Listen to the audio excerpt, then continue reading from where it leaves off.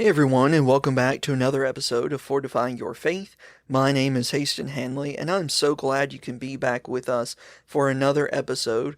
As was mentioned in the previous episode, or maybe this is the first one you're seeing, in which I encourage you go back and listen to our episode that was also put out today and discussing the need to grow in wisdom. But we are doubling up because I missed last week. Wanted to make sure I got all of these episodes in and announced that I had my firstborn son this past week, which is why we missed last week's episode.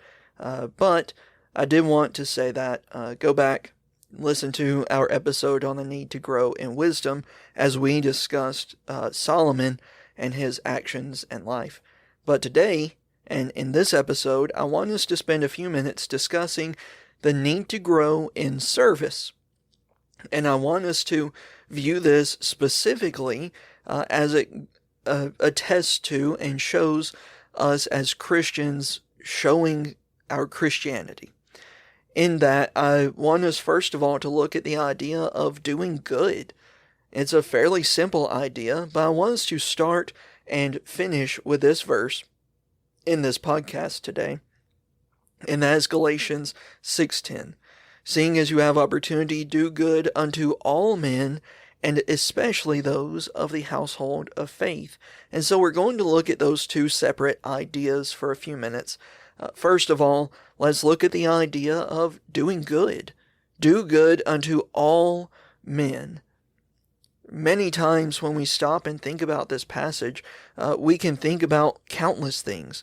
Look at passages like Matthew chapter 5, beginning in verse 13, where we are the salt of the earth.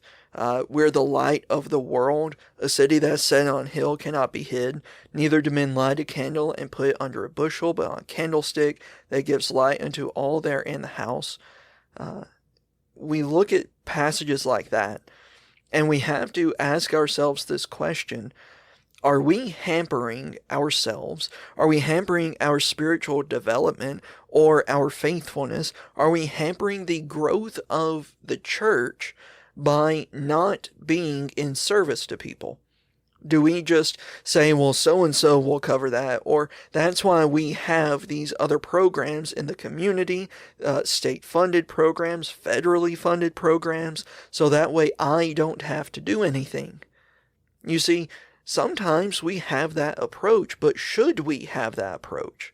I personally don't think so. Because Paul would say, by inspiration, as you have opportunity, do good unto all men. He doesn't say do good unto all men that are not getting state-funded help. Or do good unto all men that necessarily would benefit us if we helped them. He says, do good unto all men. In fact, Jesus would even say, Matthew chapter 25, beginning in verse 33, about those on the right hand, the sheep, and what they had done. This can both be towards everyday people as well as for Christians. But he says to those on the right hand, beginning in verse 34, then shall the king say unto them on his right hand, come ye blessed of my Father, inherit the kingdom prepared for you from the foundation of the world. For I was an hungered, and you gave me meat. I was thirsty, and you gave me drink. I was a stranger, and you took me in. Naked, and you clothed me. I was sick, and you visited me. I was in prison, and you came unto me. Then shall the righteous answer him, saying, Lord, when saw we an hungered and fed thee, or thirsty and gave thee drink?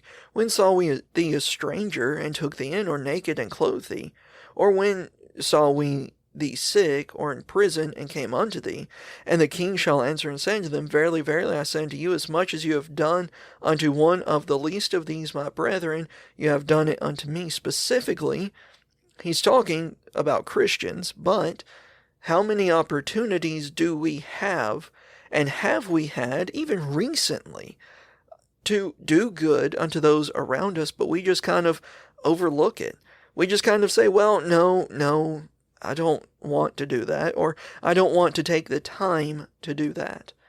We are called and told to do good unto all men. But you see, that also goes to the needs of the church. One of the greatest examples of faithfulness and care and patience, and really you can just stack up all of the accolades for this man, Barnabas, as you can imagine. He was a man that took the time to comfort, to strengthen, and to encourage. In fact, Barnabas means son of consolation or comfort because of the actions we see in Acts chapter 4 and verse beginning in 32. As there were a lot who had struggles and who had needs. It says, "And the multitude of them that believed were of one heart and of one soul. Neither said any of them that aught of the things which he possessed was his own, but they had all things common. And with great power gave the apostles witness of the resurrection of the Lord Jesus, and great grace was upon them all. Neither was there any among them that lacked.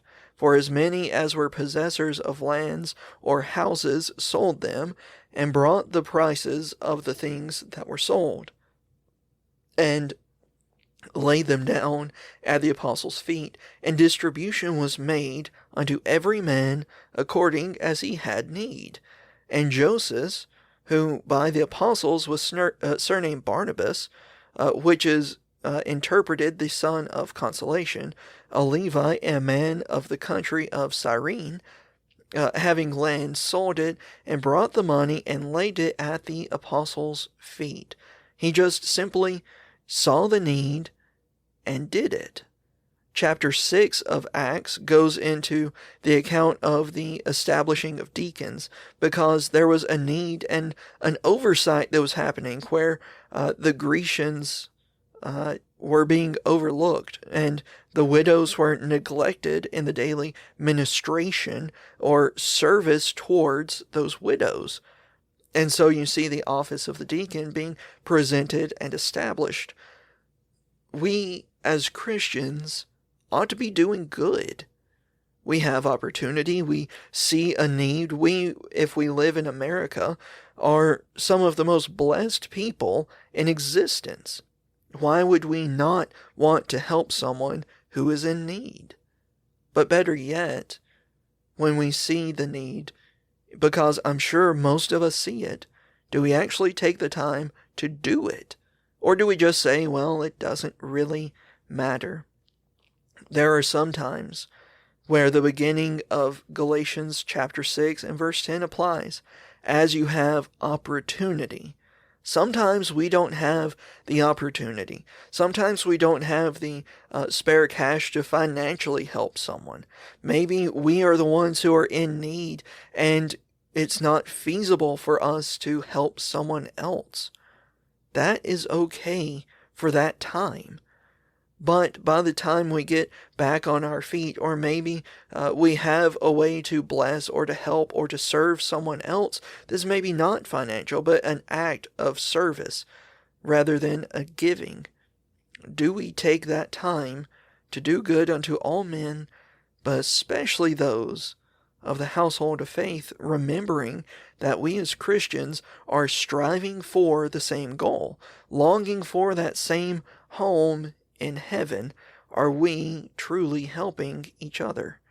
Next week, Lord willing, we're going to be closing out the season, closing out the year, and closing out this topic by discussing the idea and giving that final push of a charge of the death of good enough. And so until next week, let's continue to study and continue to grow so that we can all fortify our faith.